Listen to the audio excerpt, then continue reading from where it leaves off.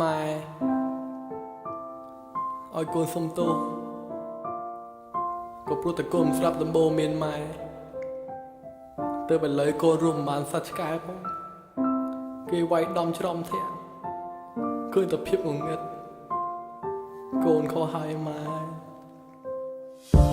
តែងតែផ្ដាំកូនរាល់ថ្ងៃឲ្យកូនខំរៀនព្រឹកយកមេដៃដើម្បីអនាគតនេះថ្លាថ្លៃ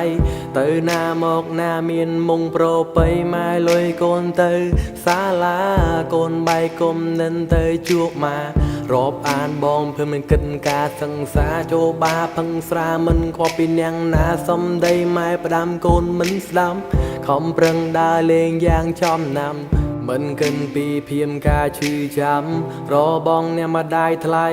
ឡើយឥឡូវកូនត្រូវវាយខ្នងហើយទោះចង់បកក្រោយក៏ហួសពេលហើយបានត្រឹមមើលមុងម៉ែចុងក្រោយទាំងភ្នែកកូនហូរអង្វយម៉ែជួយម៉ែខំប្រឹងស្រ័យរកជំនួយតែបលី5ថាគ្មានអ្នកណាគេជួយទេព្រោះវាធ្វើខុសច្បាប់មិនអាចប្រឆាំងបានឡើយលទ្ធផលចុងក្រោយម៉ែកូនខុសហើយកូនខុសហើយដោយសារតែកូនមិនស្ដាប់ដំបូងមានរបងម្ដាយថ្លៃម៉ែកូនសុំទោសតែមិនអាចបកក្រោយសង្ឃឹមថាម៉ែអាចថែខ្លួនឯងអូ yeah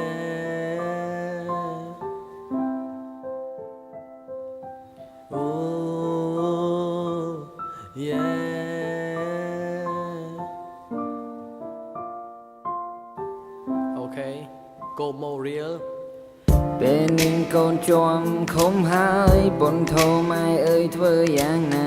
ទាំងភ្នែកកូនស្រក់នឹករាល់អនុងសាររាល់ពាក្យសំដីម៉ែធ្លាប់ស្ដីថាអោមរំទូមានព្រានប្រដៅព្រោះមិនចង់ឲ្យកូនល្ងងខ្លៅបញ្ជូនកូនទៅរៀននៅសាលាសង្ឃឹមធំណាត់សទ្រង់គ្រួសារពាក្យម៉ែផ្ដែផ្ដាំដកជាប់ក្នុងចិត្តផុសឡើងលើករយៅពេលដែលអត់ពីអញទៅគឺមានតែចំណេះជួយឯងធ្វើជាផ្លូវចាំពាក្យអញទុកធំឡើងហើយនឹងយល់ពេលកូនធំឡើងបែរធ្វើខំដំរាសែបគប់មិត្តខុសសិតតែពួរបានផ្សារយកលុយពីម៉ែទិញអាភៀនកញ្ឆាទោះបីម៉ែហត់ក៏កូនមិនហ៊ានស្ដីថាចំរៀងមួយនាងខ្ញុំសូមផ្ញើទងជាបនដាំផ្ដាំទៅកូនបើដឹងខំហើយជាងកាយខ្លួនហើយត្រូវចាំដំបូងមានម៉ែកូនខុសហើយកូនខុសហើយដោយសារតែកូនមិនស្ដាប់ដំបូងមានរបង